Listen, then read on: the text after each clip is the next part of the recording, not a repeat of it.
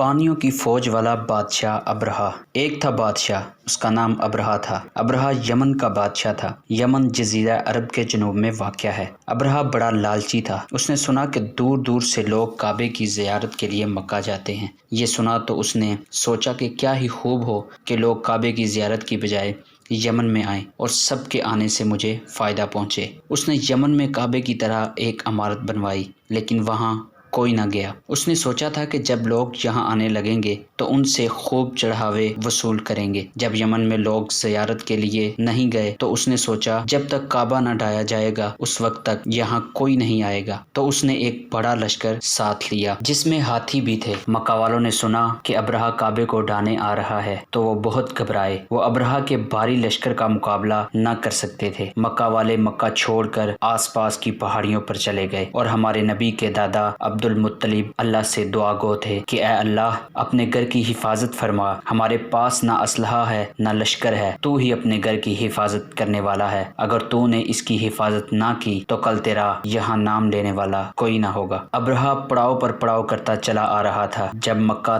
3-4 میل رہ گیا تو اچانک ہزاروں لاکھوں ابابیل چڑیاں اس کے لشکر کے اوپر منڈلانے لگیں۔ ان ابابیلوں کی چونچوں اور پنجوں میں چھوٹی چھوٹی کنکریاں تھیں۔ انہوں نے کنکریاں ابرہہ کے لشکر پر پھینکنا شروع کر دی۔ جب کسی حملہ آور لشکری کو کنکری لگی، بندوق کی گولی کی طرح لگی اور اس کا وہیں برکس نکل گیا۔ ابرہہ کا سارا لشکر اسی طرح تباہ ہو گیا۔ مکہ والے جو پہاڑیوں پر چلے گئے تھے انہوں نے یہ حال دیکھا تو بولے اللہ اپنے گھر کی حفاظت کرنے والا ہے، کسی کی مجال نہیں کہ اللہ کے کعبے کو ڈھا سکے۔ ابرہہ کے لشکر میں ہاتھی بہت تھے۔ اس لشکر کی تباہی کا حال قرآن مجید کے آخری 30ویں پارے میں سورہ فیل میں بیان ہوا ہے۔ أَلَمْ تَرَ كَيْفَ فَعَلَ رَبُّكَ بِأَصْحَابِ الْفِيلِ؟